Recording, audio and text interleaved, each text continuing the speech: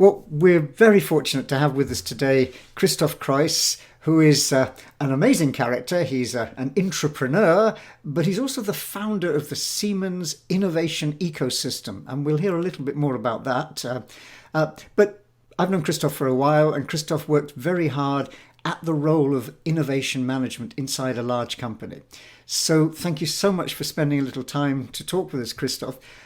Maybe I could begin by asking you what it is you do. It's an impressive set of activities. Could you just describe a little what you do as an innovation manager? The question is, my boss is always asking me the same question. What are you doing? To be honest, I have three main pillars I'm working in. So I'm responsible for open innovation, so scouting, testing, and releasing open innovation methods and tools to the organization, and providing the fertile space so the organization can become more transparent for partners all around the world. Second pillar is the entrepreneurship program that what I'm responsible for is called Entrepreneurs Bootcamp. So it's a short time frame where we help to identify entrepreneurs within the organization, to teach them about state-of-the-art methods and tools, to make them strong and resilient, to make them grow in their personal mindset, to withstand what I always say, the immune system of the organization, and teach them how to leverage the unfair advantages of this great organization. And the third pillar is the Siemens Innovation Ecosystem. It's a digital home of innovation, a one-stop shop for all our colleagues internally on one hand, where we gonna meet, where we aggregate all these innovation opportunities and help to orchestrate that the people can connect, all these experts and the like-minded people can come together to create innovation in a fast and efficient way.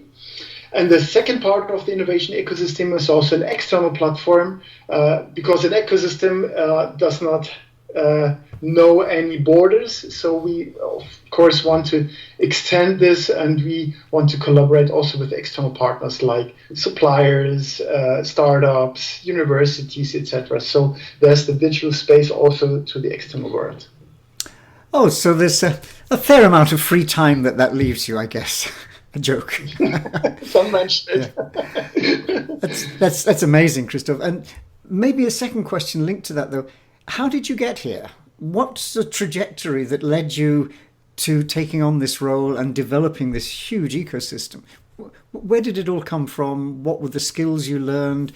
Can you tell us a little bit about your journey to today? And I would like to invite you to show into the mirror, John, because you infected me indeed with the virus of open innovation during my studies. And so I learned a lot about open innovation, what innovation in general is, and that, somehow, opened my heart. And I understood that this is connected to my purpose, to what drives me out of bed every day in the morning, to get together the people, to create something new, to work entrepreneurial, to create something. So this growth mindset, is something that is something sexy, to be honest. And I want to help others to get this feeling as well, to grow and to get on their own journey, to become entrepreneurial, to see the world as opportunity, and what you're doing when you have a growth mindset. And this is so much fun, you meet people, like-minded people, you meet open-minded people, and you can create. And this brought me to different positions. And finally, this inner energy somehow helped me to create my job, which wasn't there, obviously, before. So I created this job.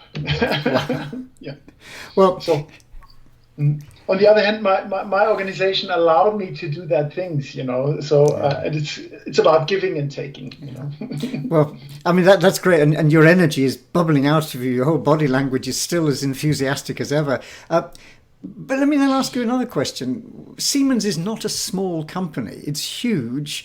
And that's not normally the place you expect to find this entrepreneurial, energetic spirit. The picture is a sort of slow, steady giant. Can you explain a little bit about the challenge of working in that kind of context? Well, of course, as I said, there's kind of an immune system that, tries to stay where it is. On the other hand, a huge company gives a lot of opportunities.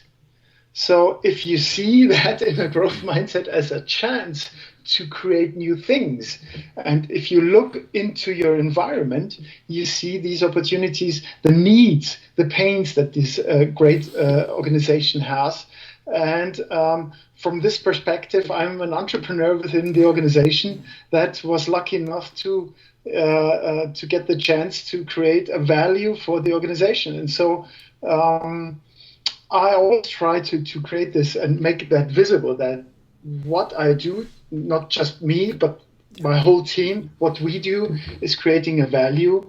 And so we could, somehow find investors within the organization, and we create impact with what we do. And therefore, they allow us to do that. What we do. Yeah, I mean, for me, that picks up a conversation we've had before. But it seems to me large companies are carrying one major asset. They know so much. The question is, if only Siemens knew what it knows, and if it only could mobilize that. That seems to be what you're managing to do with this ecosystem.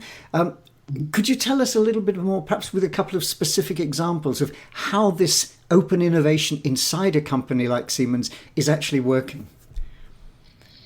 So we have this explanation of open innovation within the organization, so inside in, so since we are more than 60 mid-sized companies combined in this big organization, so we deliver to different markets and with different technologies. But what they have in common, if you think about a simple thing, just welding, people are welding in the train business. They are welding in the business of the wind energy, in the gas turbine section, etc., etc. So if one person has a problem in the train business, they can open up an idea challenge and ask all the experts around Siemens, hey, can you please help me with this problem? And maybe have you solved that? And so we can tear down walls. People are getting more and more open because they have a value in creating or asking others and doing idea contests or idea challenges or asking throughout the organization. And this is, by these little success stories and the value that we created, people will say, I've heard that you created a value. May I also ask for this opportunity? Yes. And we're trying to communicate these successes and make our customers, our open innovation customers, famous, and others do want to become famous as well. But to be honest, it's not easy. People know a lot. And what I always say to my colleagues is, there's intelligent life outside Siemens. Question is, how can we leverage that, since the markets are moving faster and faster? You might have heard of the terms VUCA, volatile, uncertain, complex, and ambiguous. So same applies to B2B markets, and even in trains or gas turbine markets where the product life cycle is 25 years. Times are moving faster and faster. Decentralized energy is, somehow killing some markets, and so people have to move faster and faster. So, and not all competences are on board within Siemens, and building up competences takes 5 years at least. Yeah. So how can we leverage the knowledge from all around the world? And this story is like a mantra that I'm always telling our people. And to be honest, I have maybe reached 5% of all those people, and still, working like crazy to get more and more people on board. So the market is huge. On the other hand, so this is what I'm doing.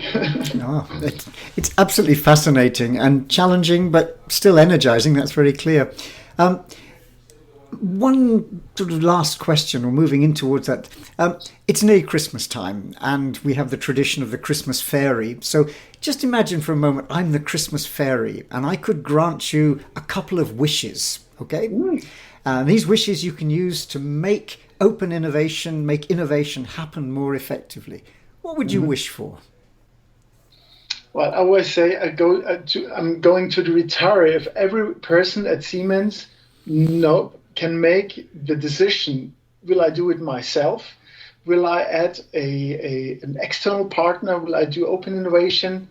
When every person at Siemens can do this for every single task that she or he is doing, and has the competences and abilities to select between the different opportunities of doing it alone, make or buy, etc., etc., etc., that they have the opportunity to select. So I have like a work box, and I take this tool, I take a screwdriver or a saw or everything, whatever is there. They know what is around, and they just pick the most suitable one. And parts of it can be open innovation, the ecosystem, entrepreneurship, whatever it is, to make them successful. If I could make a wish, that would be my final wish. That sounds great. So you're really concerned that everybody becomes an entrepreneur inside this organization, and you can help with whatever they need to make that happen. Absolutely. It's about empowerment. People have to understand that they are allowed to make decisions in everything they do, and they do it. They just need to get aware of it, that it's not a management that's doing it for them. They have to decide every day, what will I do with this task? Will I do it alone? Will I reinvent the wheel? Or shall I look into the opportunities and take something out of the drawer of, proud of finding it elsewhere, as I say, Mm-hmm. That sounds wonderful, and you're a great advertisement for a career in innovation management. Maybe one then last question. Could you for a moment now become Uncle Christoph and imagine that you're speaking for a moment to somebody who's just leaving university or just leaving a current position and is interested in a career in innovation management? What friendly advice might Uncle Christoph give them? Follow your heart, follow your purpose, and you will will becoming great in what you do. You will be good, and always be open for new opportunities and look into things, and by following the heart. And sometimes, the journey that you start is sometimes painful, but it's a learning path. Things go wrong, but never stop to decide. Go for it, go through the dark sides of the moon, you will be learning, and with the experience you will find your way. It's not something that others do and that I need to copy. It's about your pathway. And when I started, nobody was talking about innovation management. Nobody ever. So I followed my heart, and there were decisions. So shall I go left or right? Well, go left or right. Never stop, because at the next crossing you will again have to decide left or right. So no matter what you do, maybe you come back to the other path, but keep going, and that will be your success. That's a wonderful point to end this. Thank you so much, Christoph, for sharing a little of your innovation journey, and I hope we can talk to you again soon. But thank you for now. Thanks. Looking forward. Thanks a million.